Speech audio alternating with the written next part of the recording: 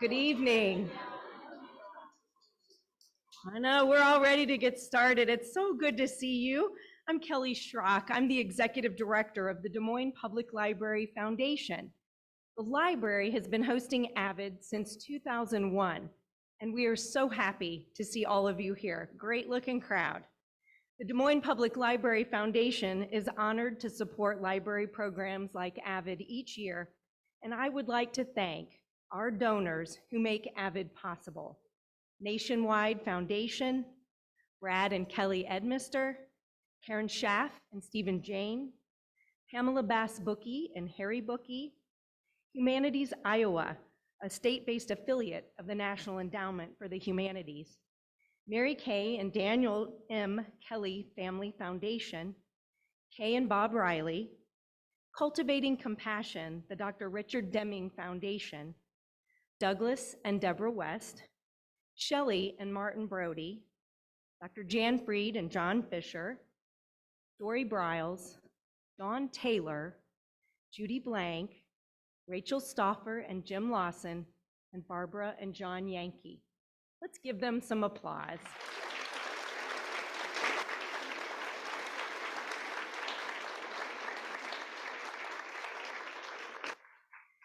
Offering outstanding authors for AViD, free programs, the latest technology, and new initiatives takes more money than our tax dollars alone can provide.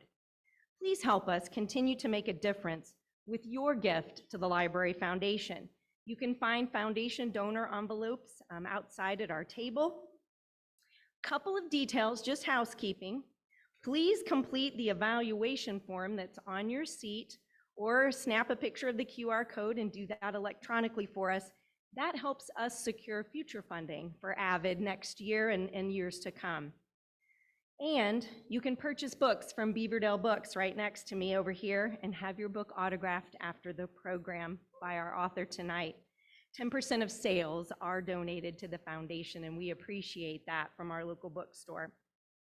Now it's my privilege to introduce our moderator tonight, Courtney Crowder. She is the Iowa columnist and a senior writer at the Des Moines Register, a Headliner Award winner and two-time Livingston Award finalist. She tells human stories with an investigative eye and a narrative touch. She co-directed and produced Shift, the Ragbri documentary, which is currently playing at the Varsity Cinema. A graduate of New York University, she previously worked at the Chicago Tribune. Please help me welcome Courtney Crowder.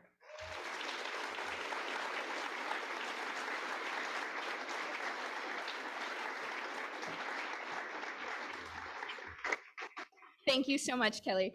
As she said, I'm Courtney Crowder, and I'm the Iowa columnist at the Des Moines Register. I was forged by public libraries and public schools and the librarians and teachers who populate them. The Glenview, Illinois Public Library and its basement, which was an entire floor of children's books, was a magical oasis for me.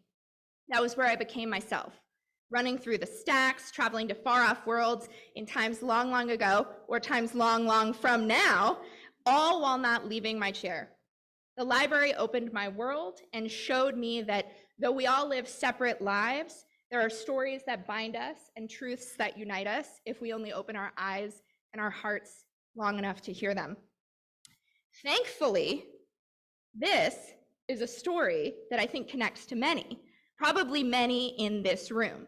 And it is a foundational reason why libraries and schools need to be funded vigorously, without strings, now and in perpetuity.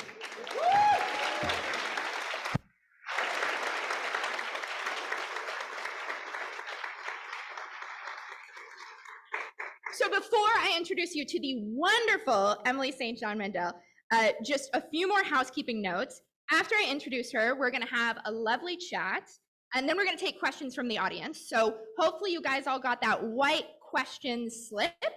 Go ahead and fill those out and then hold them up, and a librarian will come by and grab one from you.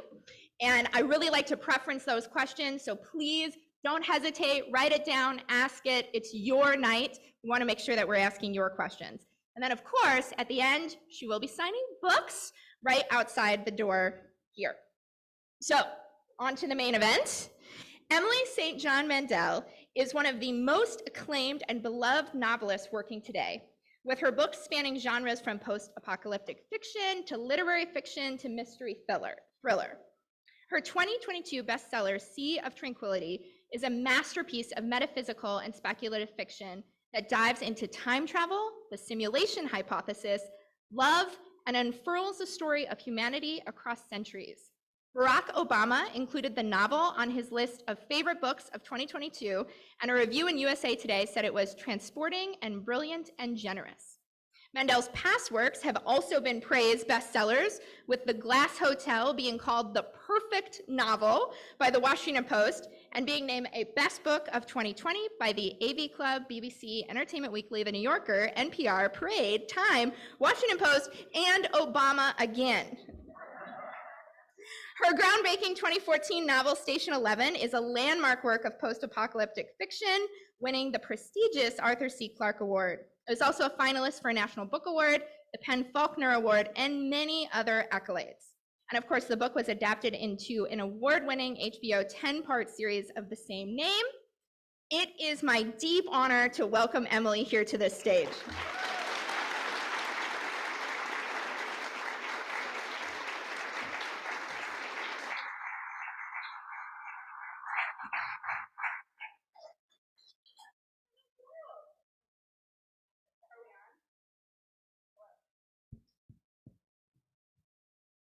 Is it on? Okay. Ooh, it's on. Live. All right. It's on. Okay, good. Okay. We can do that, so we can do anything. But before we begin, thank you all so much for being here. It really means a lot to walk into a room like this, and I truly appreciate it. Well, thank you so much for being here. Iowa appreciates you. So because this is a library event, I always like to start with libraries.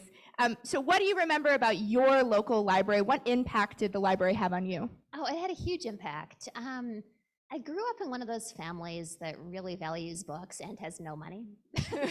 You know, in that situation, the library, I think you just called it an oasis. And that's what it was for me too. You know, I was one of those kids who'd go to the library every week. And I think where I grew up on Vancouver Island, the maximum weekly number of books was 14. So I would, you know, I would leave with like this leaning tower of Pisa of books and just like try to get it to the car. Yeah, libraries have been hugely important to me. One of your first loves was dance, and you actually studied contemporary dance at the School of Toronto. So I'm wondering, is there anything sort of spiritually, emotionally, maybe even physically from that dance study that you use in your writing life? Yeah, probably. I have a really hard time sitting still, which is probably somewhat dance related. You know, I was one of those kids who was really obsessive about ballet. I trained very intensely through my teens, like 6 days a week by the time I was 13. And then I went to school for contemporary dance. That was a very physical life. I think that might be why I need a standing desk. I just like can't stand for hours and hours. It drives me crazy. It's also a really, really hard life being a dancer. You know, it's one of those, I don't know if it's fair to pit the arts against each other and say which one's the most underfunded, but like contemporary dance might win that fight. It's right up there with experimental theater. So, you know, it's just like nobody's just a dancer in that world. You're a dancer / SAT tutor / waitress / like sous chef, like whatever it takes to make that life work. So it's a really hard life that requires incredible discipline. I think that being a dancer probably did make me a more disciplined writer, but I don't think that's necessarily arts related. You know, I think it would have made me a more disciplined attorney or teacher or whatever else I might have done. So let's talk about this book, one of my many favorites of yours. This book is so layered. Sea of Tranquility is so layered. Different timelines across centuries, characters moving in and out of each other's stories. Where did this begin for you? So it began years and years ago with the Station 11 tour. And just to set the stage for that a little bit, I'd published 3 novels with a very small press, Unbridled Books, based in the Midwest. They were wonderful. I had an incredibly talented editor. I learned so much. Everybody there was great. It's really hard for a small press to gain any kind of attention. You know, there just isn't the marketing apparatus of, say, a Penguin Random House, kind of like rolling in behind the book. So, you know, that was a world of like really shoestring book tours. I did a tour of the Midwest where my biggest event had 4 people. That was Chicago. You know? So like that was the world I was operating in. And then I wrote Station 11, and that book gained momentum really quickly. And I was able to move to a larger publishing house. And that I realized I was at this inflection point where I might be able to completely change my career. So I said yes to everything. So, you know, it started out with a call from the publicist. It was this kind of standard in publishing. She said, well, we have a budget for 5 cities. I was like, okay, great. And then 5 cities somehow turned into 11 cities, and then 17, and then like other countries came in. And then the tour just became this kind of like self-perpetuating phenomenon that just seemed to like replicate itself. It was crazy. So I did 127 events in 7 countries over 14 months. And like, here's the thing about events. It's like, they're amazing. It's such a privilege. I love doing this. You know, you have all of these interactions with readers at any given event. 99% of those interactions are wonderful. You know, so like if, I don't know how many of you are mathematically inclined, but like if, this is a reading event after all, but if you do 127 events, you know, I'm just gonna say that 1% adds up. So I'd had a number of really kind of surreal and bizarre conversations on the road, which I'd recorded verbatim because I keep a journal, and like I'm not obsessive or grudge holding at all. Just like, so you know, I had all these records of weird conversations, and I just kind of wanted to write about them. I was like, wow, this is a really weird job that I wouldn't have imagined having. So I'd started, I want to say in about December 2019, I'd started playing around with autofiction, which for anybody unfamiliar, that's autobiographical fiction, which honestly, that's fiction that's just slightly more obviously based on the life of the writer, because we do kind of bring our experiences into this. So I'd started just playing around with it, just as a kind of exercise in form. And then the pandemic hit, March 2020. I was in New York City for the duration, and it's like nobody wants to think about it. It's hard to convey what those first couple of months were like in New York. Just the atmosphere of death, like not to be maudlin about it, but the numbers were horrifying, and there were ambulance sirens day and night. And in that kind of horrific atmosphere, I remember feeling like it would probably be good for my sanity to start a new novel. I just published The Glass Hotel that month in March 2020. The thing with a book is that there's a long period where nobody's seen it, and it's kind of a private world over which you have absolute control, which is to say kind of the opposite of the chaotic early days of a pandemic. So I had this feeling like, you know what, everything's horrible. I'm gonna write something fun and escapist. So I was like time traveling detective with moon colonies, like I'm just going all in. So I started writing that, and I had an idea of what I wanted the first couple of timelines to be. I wanted to try historical fiction, which I'd never done. So the 1912 timeline that opens the book is very, very loosely based on a great-grandfather of mine who immigrated from London in 1908. And then I remain obsessed with the month of February 2020, specifically in New York, but I don't know that it was that different here. You know, that feeling of, look, we're smart people. We knew what was coming, but we somehow didn't believe it because it just seemed so improbable that a pandemic was actually going to happen to us. And that was a kind of mass failure of imagination, or so it seems to me. So, you know, I wanted to write about that timeline. And then I started thinking about the future. I wanted to move forward in time into this sci-fi or speculative area. I thought, would it be kind of interesting to take those autofiction fragments about an author on tour and kind of filter them through this sci-fi filter? So yeah, so it began with that section. which, it's autobiographical, but also not. The home life is very fictional, although her daughter says some of the same things that mine did around that time. But all of the interactions she has on the road are verbatim. Wow. Wow. Wow.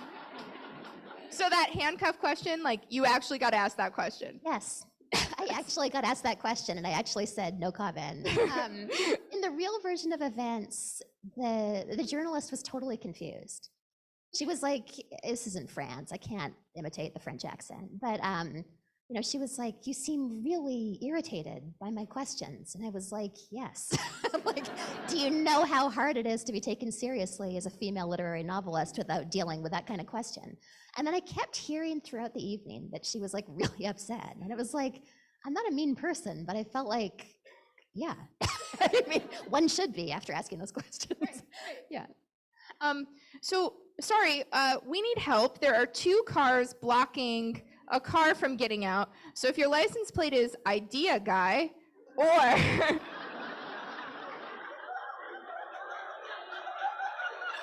hand to God, or or license plate HSH 400, please move your car. I'll wait to see who pops up now. No, I'm kidding. That was amazing. No, I love how you just explained how it kind of built, each thing just sort of naturally built on each other to get to where we are today. Do you ever sort of plot things out ahead of time? No, I don't actually. There's no right or wrong way to do this. Like, for anybody in the audience who might be thinking about writing a book, I have friends who are writers who won't sit down and write the first sentence until they know exactly how the book's going to end. I've always just done the opposite. Like, I feel like there's something kind of fun and terrifying but fun about not knowing where you're going. So I'll just write a scene and that, expand that into a chapter, and that suggests the characters and the ideas. And yeah, and then after about a year, I have an unbelievably messy first draft that I need to revise. And then you're a reviser, I read, right? Like, you go over and over and over. I go over and over and over, and that's really where I find the book. It seems to me, like, for me personally, the way I write, the first draft isn't the book. The first draft is like the raw material. It's like if I were a sculptor, the first draft would be the block of marble in which I'm going to find the figure. So yeah, the first draft is a disaster because, like, pro tip, they're supposed to be. First drafts can be really messy. Yeah, and then I just revise and revise and revise. That's the most fun part for me. Like, I find writing the first draft really hard and kind of scary. I don't know what the plot's going to be or if I can make it good. But once I have something to work with, then I have more confidence, and it's kind of fun, I have to say. The multiverse and to a certain extent time travel is sort of pervasive in culture right now. I mean, we have Everything Everywhere All at Once, this year's Oscar winner, of course, Marvel, doing many multiverses. And your book, why do you think that is? Why do you think there's such an interest in multiverses? Does it ever seem to anybody else, and I'm not a depressive person, that this isn't a great timeline? I mean, like, I think that might actually be part of it. We have just been through a really, really terrible 3 years, by any objective measure. And if we've found some personal joy in those 3 years, as I have, then great, but they were still a bad 3 years. I think that might actually be part of it, that it's impossible not to imagine other permutations of reality. What might it have been like if local authorities in Wuhan had taken those early reports seriously instead of covering them up, for example? And you can look at systemic failures all down the line on the pandemic alone, but we're also dealing with the climate crisis and, any number of crises lined up behind that. I have a 7-year-old, and it's scary to send a child to school in the United States. So that is the reality of the country we live in. So I think we're aware that the timeline could be better. And I think it's impossible not to imagine parallel realities in a moment like this. Kind of an escapism, almost. Yeah, a little bit. Or just to, like, how could things have been different? Like, a kind of counterfactual. Now, you've sort of, not only do you have multiverses in this book, you've sort of created this this Mandelverse, Mandelverse, thank the you. Yeah, Mandelverse, as people are calling it. I want that to catch on because it's shorter than Emily St. John Mandel cinematic universe. Yeah, like Mandelverse. That's it. Mandelverse, Mandelverse. How did that come about? Did you think that out, or? No, there's no plan. There's really no plan. Yeah, where that started, very early on, I'd started making little links between books, honestly, just because it was kind of fun. But where that really, where the crossovers and links between books really got serious was I wrote Station 11, and I just really loved the character Miranda. So I wanted to use her again, which was kind of a logistical challenge because I had killed her off in Station 11. But it's fiction and you can do anything in fiction. So I tried to set up the Glass Hotel as kind of a parallel reality to really just to, write Miranda again. I really liked that character. And then in March 2020, I'd published the Glass Hotel and I'd started working on Sea of Tranquility. And I was thinking through that February 2020 timeline. And I realized I have this whole cast of characters that I just created. So they're really fresh in my mind and really interesting to me for the Glass Hotel. Why don't I just port some of them over for the new book? So yeah, it's sometimes just that I really like characters. One of my core values as a writer is velocity. I really don't want there to be anything extraneous in the book that you're going to flip past as a reader. I want it to move pretty fast. And that means that sometimes I can't spend as much time with characters as I'd like to. So like in the Glass Hotel, I really liked the character Morella, Vincent's best friend. But she was a secondary character, so I couldn't spend that much time with her. But I could bring her into Sea of Tranquility and get more of her life there. And so is that going to continue? Yeah. Yeah? I'm working on a new novel, and the protagonist in the new novel is the villain from The Singer's Gun, my second novel. Ooh. In the Mandelverse, I feel like the question of death, what happens after death, and sort of legacy, personal impact, like those things all loom large for me in reading the Mandelverse. In Station 11, you have people die, but then narratively you get to go back and be with them again. And Glass House has ghosts, and this has multiverse. Are death, legacy things you're grappling with and thinking about? Yeah, that is something I think about. I could blame middle age, but I think I was like that as a kid, if we're being honest here.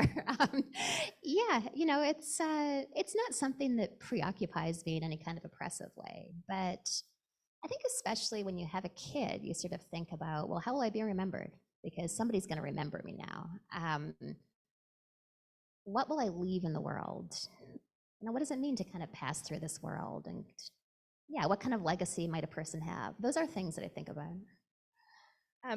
Lauren Groff was here last year, and I think such a fan of her work. Yeah. She's amazing. And she talked about how one of the novelist's jobs is to pay attention to cycles of history, cycles of season. And of course, I was thinking about that as I read this book. Do you think that the past and the present, and maybe even the future, are in dialogue with each other? Yeah, I think so. It's a big question where it's hard to brilliantly, sum up that answer. But yeah, I do think we see echoes of previous times. I think that the way people saw the world in previous times can be helpful in kind of framing the context of the times we live in. Where I think about this specifically is kind of the question of apocalypse, which I realize is a pretty intense thing to say, but I did write Station 11. Where, one of the great things about the Station 11 tour was that I got to talk to so many people, not specifically about the book, but about post-apocalyptic literature more generally, and about why we're drawn to those books. And I heard some really interesting theories. The one that comes up, one that came up for me pretty early on, this bookseller suggested that perhaps it has to do with economic inequality. That maybe in a world that can seem kind of fundamentally unfair, perhaps on some level we long to just blow it all up and start over from scratch. Another really interesting idea was that it has to do with heroism, that we're drawn to these works because we feel like if the world were to break apart and then be remade, perhaps we too might be reinvented into more heroic people who rise to the occasion. The theory I heard the most often about why we're drawn to these works, it has to do with the climate crisis, that we're scared that the world's ending and we channel that anxiety into apocalyptic works. But the problem with that, as I thought about it more, it began to seem to me that don't we always believe the world's ending? And it's kind of interesting, but I found myself thinking about this following a conversation I had with my mom a few years ago. And she talked about how guilty she and her friends had felt bringing children into the world in the late 70s and early to mid 80s in Western Canada. And for real, try to imagine a more tranquil time or place in the entirety of human history. And you can't, that was about as good as it got. There was everybody had healthcare, for God's sake, it was just unbelievable. But then I thought about it and I realized, well, but the Cold War was raging, if you can use the word raging for the Cold War. And there was a fairly justified fear of nuclear holocaust. So my point is just there's always something, we always believe that the world is ending. And I found that to be kind of a useful frame, in living in particular through the last 3 years, but also when I find myself slipping into this mentality of, oh God, things are absolutely terrible. It's well, they're always terrible and they're always great. Both those things are true. Right. Good and evil exists in all times, all multiverses. So Station 11 came out in 2014, which of course was 5 years before COVID-19. How did it feel to be in a pandemic after writing a famous, well-received pandemic novel? Honestly, it was so weird that I had to write Sea of Tranquility. That was just to get out of my system. Yeah, it's hard to talk about because my go-to answer is it was really weird. But who wasn't having a weird life in March 2020? That nothing was normal. Yeah, it was really strange. It was clear to me from the research I'd done into the history of pandemics that there was always going to be another pandemic. So I didn't feel like I prophesized anything, it was just a thing that was going to happen. Knowing that intellectually is not the same thing as trying to find toilet paper in New York City in March 2020 because the stores have been, the intensity of that experience was kind of unexpected. Yeah, I didn't think I'd live through a pandemic. None of us did. It's actually a little bit embarrassing because I'd been traveling around the US delivering a lecture about Station 11 specifically, but more broadly speaking, post-apocalyptic literature. And I got into the history of pandemics in that lecture. So up until March 2020, I've been delivering a lecture that literally contained the line, "There will always be another pandemic." And I was still as blindsided as everybody else. It was just yeah, it was just such a strange time. And some of that lecture is actually in the book, It is, right? yeah. I took the best parts of the lecture and gave them to all. Yeah. And I think, and please tell me if I'm wrong, but I think I read that when the pandemic was, that March 2020, those early days, people were calling you to interview you about it. Yeah, they were. And it was a really weird position to be in because the publications calling me or, emailing my publicist who forwarded the email to me, these are the publications I admire most in the world. And I would love to write for them under different circumstances. But the idea of writing about what it was like to be the pandemic author in the real pandemic, it felt like using this incredible human tragedy to sell books. And so I said no to all of that, but I did write a weird novel. And we thank you for it. Thank you. Staying with Station 11, I think a lot of people came to your work, via the HBO miniseries, which is fantastic if you have not seen it. But I think you were actually not involved. I was not involved at all. No, but I love the series. I love what they did with my work. So tell me a little bit about the process from your perspective, and then it does divert quite a bit from your actual book. So what was it like to watch it? I was so hands off. There are different approaches you can take to adaptation. Some authors like to be very closely involved, and I'm going to be from now on, just because I've developed an interest in TV writing. I took the opposite approach with Station 11, which was like, okay, thanks for this check. You guys go do your thing. So the way that worked was years and years ago, I'd done an event in Chicago. This was actually the event I just mentioned where 4 people showed up, with Patrick Somerville, who's become a friend and a colleague. He's the showrunner on the Station 11 series. This was before he moved to Hollywood and started writing for TV. And he was also a struggling novelist, trying to get anybody to come to his events. So I'd met Patrick briefly in 2012. And, we'd spent the day together. We'd managed to get a combined audience of 4 to our event in Chicago. And then we went our separate ways. And years later, he was established in TV in Hollywood. And the Station 11 option was kind of floating around Hollywood, and he was able to bring it over to Paramount TV. And he was going to be the showrunner. So he called me, and we talked about it.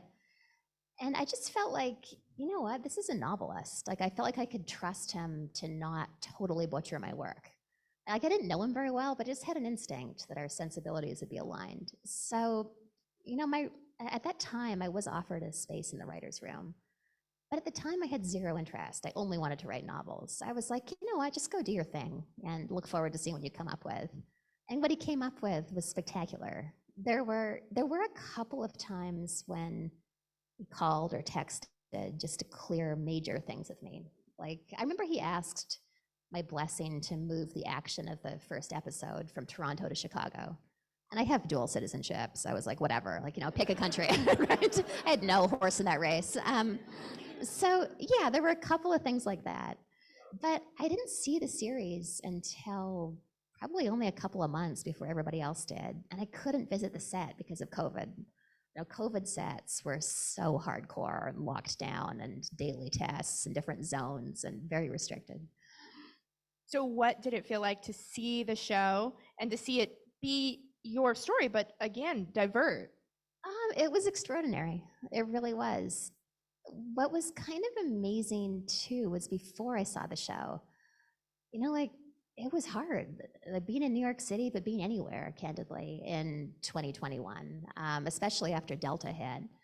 And, I remember there being a real kind of comfort in this idea that somewhere up in Canada where the production had moved, there were hundreds of people whose creative lives were built around bringing a story I'd written to life. That was just an incredible thing to think about.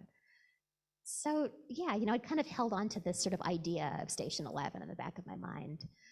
I really, really love what they did with the story. I wish so much that I'd thought to have Kirsten go home with Jeevan. That was really smart. But yeah, so I overuse the word extraordinary when I talk about this, but it really was. And good reminder, if you have questions, please write them down on your white piece of paper and the librarians will be through to pick them up. I believe that Glass Hotel and Sea of Tranquility have both been optioned in some capacity, correct? Yeah, they have been. So they're sort of in limbo in this very Hollywoody way where nobody knows anything. But also the WGA just went on strike. That's my union, the Writers Guild of America. I'm going to go back to New York and walk the picket lines in a couple of days. Thank you. Yeah, so nobody's writing anything. It's pencils down until we get a fair contract. Yes, 100%. But you are actually working on the scripts for those some. Yeah, yes. Yeah, I will be. Yeah. So given what you saw with Station 11, and obviously you're a celebrated novelist, what's been the difference for you in writing for TV? The difference is really wonderful, which is it's collaborative. And I don't know, it's like what you want out of work can sometimes change over the course of your life. There was a moment when the thing I wanted most was to just be able to close myself in my room with books and write novels. And I do still love that. But, after the isolation of lockdown, I found I just really wanted to be with other people. And that's what TV writing has given me. It's not just you alone in a room, it's the writer's room. So you're in a room with these talented people who are as obsessed with building a narrative as you are, and you build a world together. And it is the most fun thing. I'm totally addicted to it. Yeah, it's a different world I really like. It's also just fun to learn a completely different skill. You know, it's like I love writing novels, and I've written 6 novels. So like I want to do more than one thing. I think a lot of people, also these questions tell me so, a lot of people have a story in the drawer. How do you know that you have a story worth telling, and how do you get started? You never know if it's going to be good, and that's how I feel even now, like starting a book, 6 books in. You just have to do it. And I know that sounds really simplistic, but I think it's easy to kind of agonize about writing and plan what you're going to write and outline obsessively and do character studies, and those can be useful. But also you just need to sit down and start writing the thing. I think a couple of ideas that can be helpful there. When you're writing your first draft, it's really easy to get depressed because you're comparing it to books that you've read. But that's not a fair comparison, because by the time that book made it to your shelf, it's been edited multiple times, it's been copy edited, it's been proofread, it's gone through this really intense, literally year-long process, like to get from the Microsoft Word document to the finished book. So it's not a fair comparison. My first drafts are so bad. I'm not being falsely modest here. Nobody gets to read them. So an idea that I've personally found really helpful for writing is to be at peace with the idea that your first draft is not good. And it's not meant to be. Like, just think of it as raw material, and that can really help. What else can I tell you? Yeah, also, like, don't assume the publishing world's closed to you. There's this idea that I think is totally false, that you have to get an MFA or live in the right place or know the right people or whatever. But the publishing world is full of people whose job is to find good books. And also, I don't have a high school diploma, so like, you know, there are multiple ways in. Yeah, I think those are the, oh, one last thing, and I'll stop. This is a really good piece of advice that I heard from Neil Gaiman on Twitter once. I have a lot of respect for him. His advice to writers starting out is finish what you start. Because it's really easy to write a great opener, and then you kind of get bored and you're not sure what you're doing with the characters, and the plot doesn't make sense, so you set it aside and you start something else. But I think his point was that it's in working through those problems that you become a better writer. I love that. I love hearing about process. So what is your writing process? Do you write in the morning? Do you write longhand? Do you have personal rules for it? What's your writing process? So I have a 7-year-old. So like the real answer is like all writers who are parents. My writing time is while she's in school. But that's also the time for all of life, which means there's never as much time as you might imagine. Like that's also when I'm paying utility bills and dealing with emails and everything else. So I really just try to write as much as I can on any given day. And sometimes that's not much, honestly, but that is the goal. In terms of process, I like to switch back and forth between writing longhand and typing into the computer for the first draft, because I feel like writing by hand kind of slows my brain down a little bit in a way that's helpful. So I'll write just like 5 or 10 pages and then type it into Microsoft Word and go back and forth. Sea of Tranquility was faster because it's shorter, but usually after about a year, I'll have an unbelievably messy first draft. And then I get into really obsessive revision. Some tricks I've used, if it's helpful, you know, I'll revise like 3 times, just, you know, front to back. And at first you're fixing insane problems, like, you know, the action moves from Mars to Des Moines over the course of like half a page. So, you know, you fix the huge problems and the problems get smaller and smaller and smaller. I do this kind of crazy thing, which I find really helpful, which is a random page order edit. My theory is that if you've been staring at a manuscript for 2 years, you can't really see it anymore. It's like your brain anticipates what's coming and just kind of jumps over gaps. So you could have a typo in the first sentence and not notice. But if you revise page 250 and then page 17 and just like jump all over the book, what I find personally is I catch huge problems that I somehow missed in the first 3 rounds. I read the whole book aloud to try to get rid of awkward sentences. And then the last thing I do before I send it to my agent is I try to find 3 early readers. And that's just like whoever in your life you can trust to A, not be brutal, but B, to, on the other hand, to not say it's great, don't change a word, because like that's not actually helpful. You need to know what the problems are. So yeah, I try to find 3 people who will do that for me. I volunteer. I'm just letting you know. Thanks. Like Okay. I'm available. I am available. What sort of research do you do for your books? And then when do you sort of throw that research away? It really depends on the book. And you know, sometimes you don't even realize you're doing research. It's like, okay, so for Glass Hotel, every character in that book is completely fictional. But I was obsessed with the Bernie Madoff Ponzi scheme, which is worth Googling, by the way, if you're not familiar. That was insane. Yeah, which imploded in 2008. So in that case, I had read so much about the Ponzi scheme, which forms the basis for the Ponzi scheme in the novel, that it's like, was that research, or was I just interested in a news story and then ended up using that knowledge for what I wrote? If it's historical fiction, the research is intense, and I'm sure Lauren Groff got into this. I loved her historical fiction novel. Yeah, then you're looking up dumb things like, were they scrambled eggs or buttered eggs in 1912? If the gentlemen were from London, you know, like that kind of that kind of thing. Yeah, and then if you're writing about the future, you get to just make it up, which is really fun.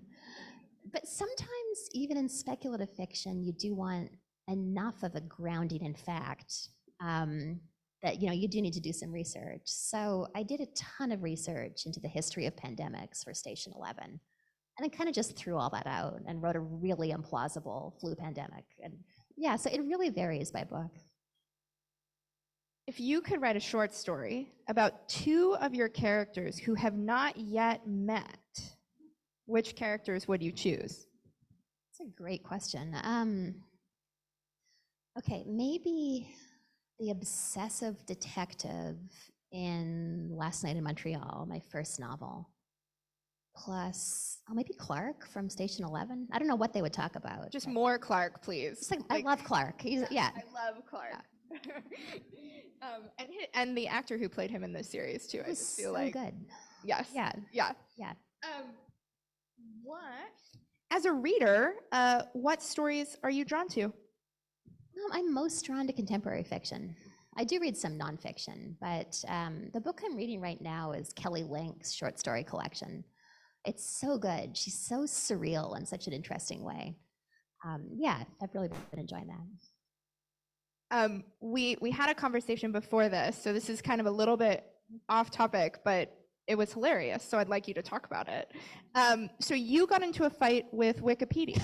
I did. I got into a fight with Wikipedia. Okay, so so I got a divorce last year, which is like as one does 2 years into a pandemic. It's so common that the New York City divorce courts are backed up by a year. I filed like 8 hours upstate to make it go faster. So the marriage had ended in April last year, and then divorce was finalized in November.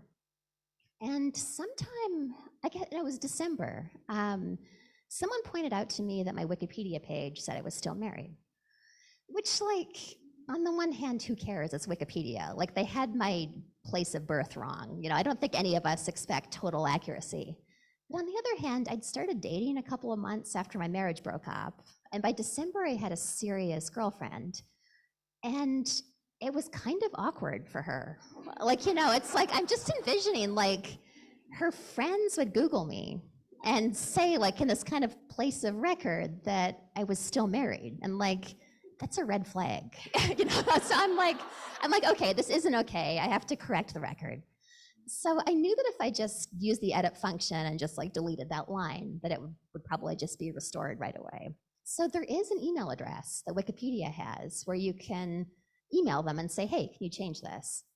So I emailed that address. I was like, hey, could you delete this line? And as proof, like, here's the docket number for this uncontested divorce in New York State. They were like, no. Because they said, we need a citation.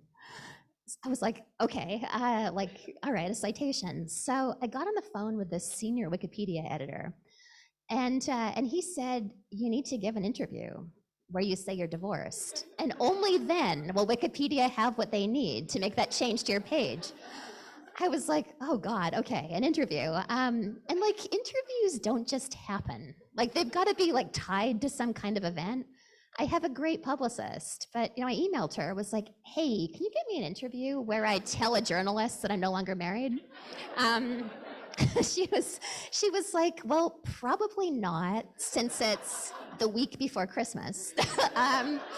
She said, but I could definitely set something up in 4 months when the paperback comes out. And I'm just envisioning my girlfriend's friends looking me up and being like, Laura, it says she's married. So I was like, all right, I wonder if I could just somehow make an interview happen. Because I've been on Twitter for a really long time and I knew I was followed by journalists. So I sent out a series of tweets. And the first one was like, friends, did you know that if you have a Wikipedia page and you get a divorce, the only way to correct the record is by giving an interview where you say you're no longer married? Sounds crazy, but Wikipedia runs on citations. I said, so anyway, all I want for Christmas is for a journalist to ask me, in an interview for publication, online only is fine, if I'm still married. And I was like, all right, that'll work or it won't. Within like a half hour, this email came into my inbox from Dan Coyce at Slate. Subject header, I would totally interview you. And it was the most beautifully softball interview I've ever done in my life. It was like a couple of random travel questions about Christmas holidays, and then, so, are you still married? And I said, no. And then he published that instantly, like within a half hour, as a totally normal interview with author Emily St. John Mandel. The Wikipedia got corrected so fast. It was like instant. Like by 4 p.m. it was fixed. And then the BBC contacted me. This was the week before Christmas, and I guess it was kind of a slow news week. So then my mom was like, my friend saw an interview with you on BBC News. It worked. It worked, yeah. Like there are a lot of things I really don't like about Twitter, but like when it finally goes down in flames, I feel like that's something I remember. Like I was once able to bend reality via Twitter, and it just really worked out that time. I love that. So this writer says, I discovered your novels because I was going to name my son Clark Thompson, and I Googled it. So more love for Clark. Oh, wow. And she says, I love your characters' names. How do you come up with names for your characters? It really varies. Often it's just a name that I've come across that I loved. So when I was a little kid, I lived next door to a Kirsten, and that's why there's a Kirsten in Station 11. I always just loved the name Miranda. I love the name Clark. I had a coworker I really liked in Toronto named Jeevan a million years ago. So that's where that name came from. Wow. Have any of these people ever contacted you? Only once. There's a very minor character in Sea of Tranquility named Himesh. And this is going to sound like really name droppy. I'm sorry, but I was working at my friend Patrick Somerville's office in LA, and Himesh Patel came by. He was doing the Emmy campaign for Station 11. He was like, a friend tells me there's a guy named Himesh in your new novel. And I was like, I really like your name, so I borrowed it. I hope you don't mind. He was lovely about it. He didn't mind. But yeah, that's the only time that anybody's ever noticed their own name. Wow. In reading your work, I find the characters are so vivid. Plus one, me too. And they anchor the experience for me of reading. Are the characters vivid for you from the first draft? We know that's a They're no. not vivid in the first draft. No, they're like cardboard cutouts in the first draft, and I have to find them in the revisions. So I guess, how do you do that? Are you a student of humanity? Are you watching? Like where does the richness of your characters come from? I think it does come from watching. I like to notice things. I try to notice things.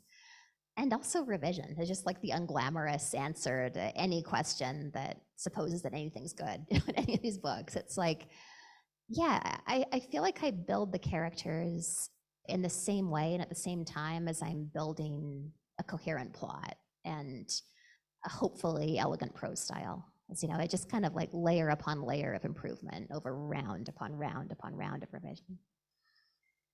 What were you reading, watching, listening to? What kind of culture were you consuming while you were working on this book, Sea of Tranquility?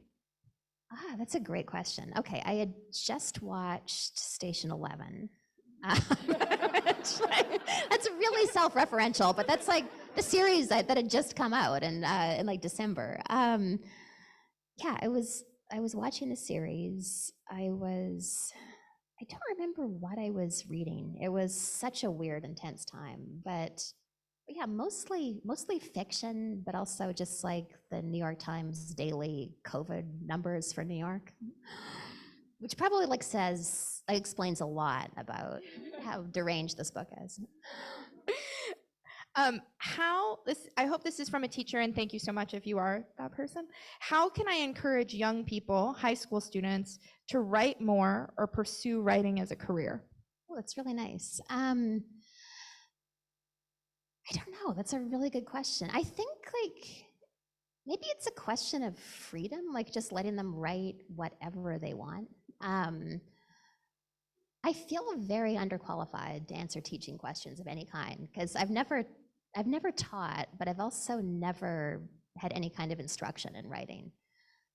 I think though it's like maybe one way to look at it is like the enemy isn't bad writing, the enemy is not writing. So it's like let them write about exploding spaceships or like whatever the thing is that they're interested in, or monsters or vampires or whatever. And yeah, maybe that's part of it, like not being too fussy about content, just letting them tell a story that interests them.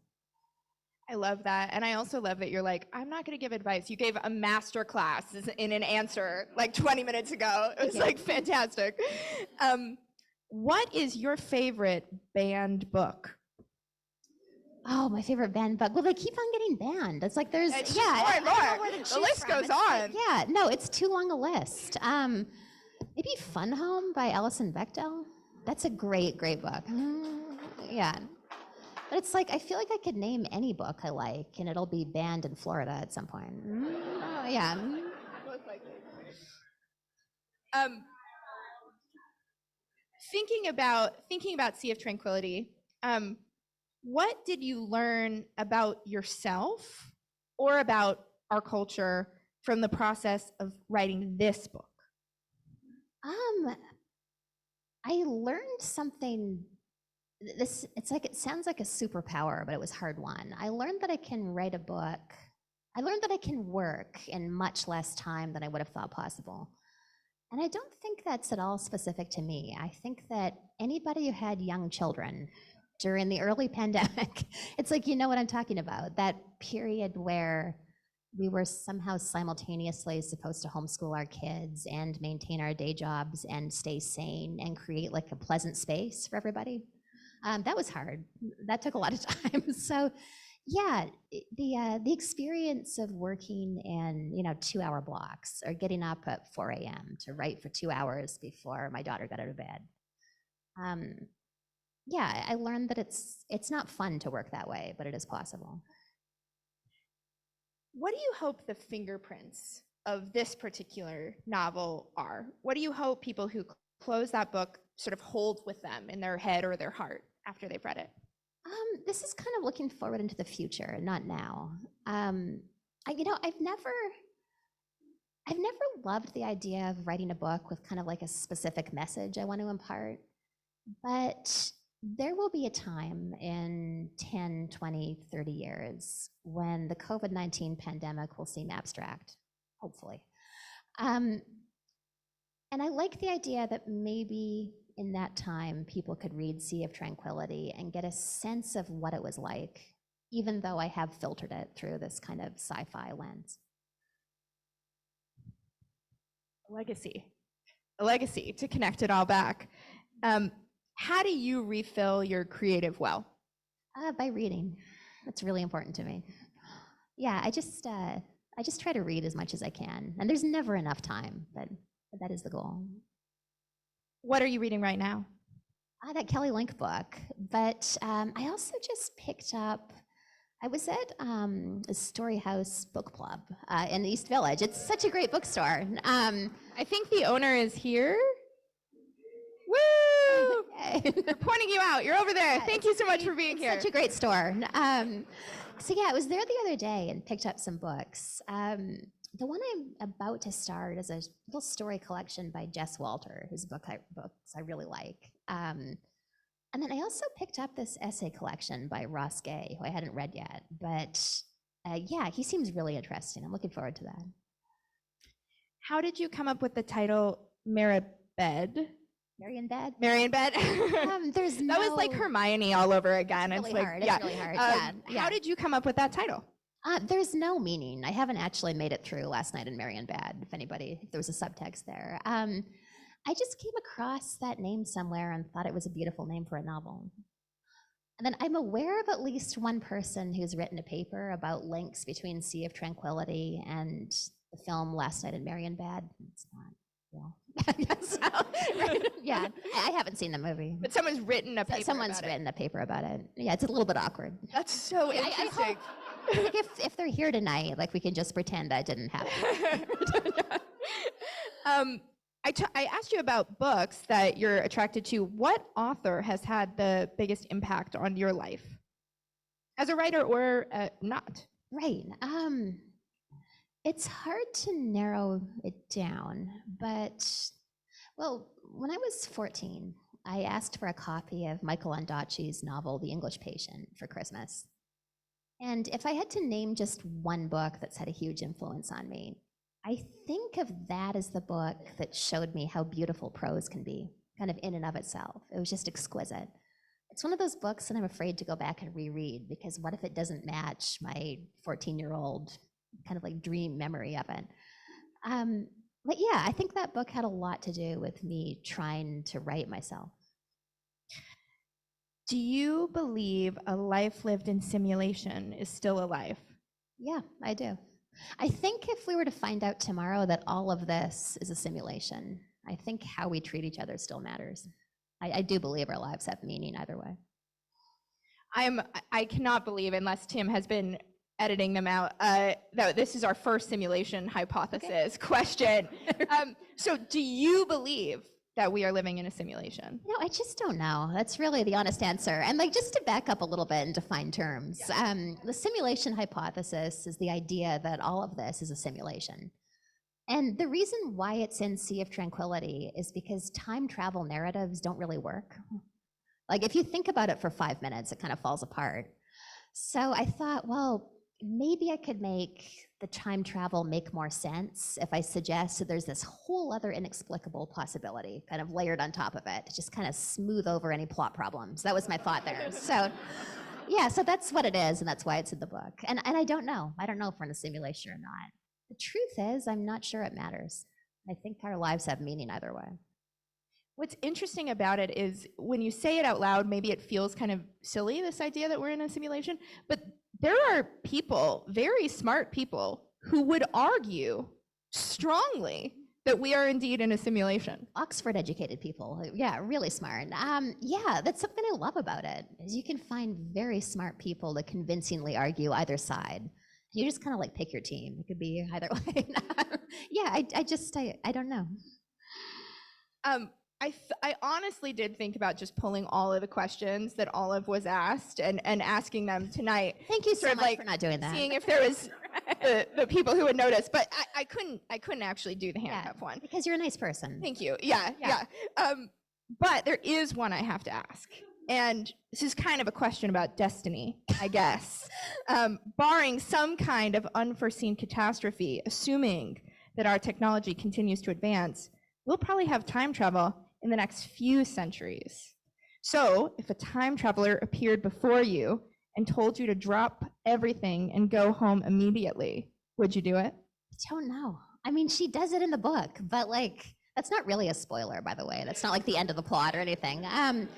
But like, if we're being honest here, if somebody comes up to me in the signing line and says, I'm a time traveler, you need to drop everything, go directly to the Des Moines airport, I'm gonna be like, I need some security to get back to my hotel. Yeah, I think the honest truth is that I would assume they were crazy. They'd have to have some kind of very convincing proof, but I don't know what that would be. Which is so interesting because, again, I think that is maybe the sane answer, right? But like as I'm reading the book and Olive is dropping everything and going, and I'm like, 100% me too. Like I would do that. That's right. No questions, you know? Oh, you'll survive the fictional pandemic, and I won't. Is really the Right? Yeah. Right? But then there's the multiverse where it'll be swapped. Right. So Right. Okay. we'll find out. Yeah. We have reached the end of our time, and before we give you uproarious applause, just a few housekeeping. The book signing line will be outside. The next AViD event is Wednesday, May 24th. That is 2 weeks from today, and it features military thriller novelist Jack Carr. All of the information about that and the other AViD events are at dmpl.org/AViD.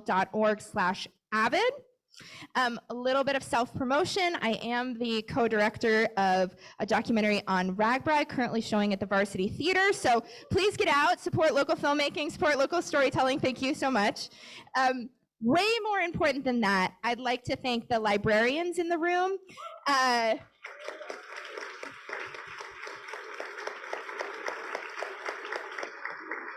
We're gonna clap for them twice, because if you've been to one of these, I'm gonna make you guys do it again. Librarian is really a misnomer for what you guys do. You are curators, teachers, researchers, homework helpers, social workers, confidants, event planners, tech support, emergency responders, essential workers in every way. So if you are a librarian or you are involved in the library system, please stand up. Sue Woody's gonna lead us, so you all don't feel awkward about standing up. Please stand up. Thank you so much. Thank you, thank you, thank you, thank you for all the work that you do. Thank you, thank you. And thank you to the Des Moines Public Library, the Des Moines Public Library Foundation, and of course, Emily, your writing adds light to people's lives and joy in a sometimes scary world. And I honestly can't think of any higher praise. So thank you so much for being here this night. Thank you so much. I really appreciate it. Thank you.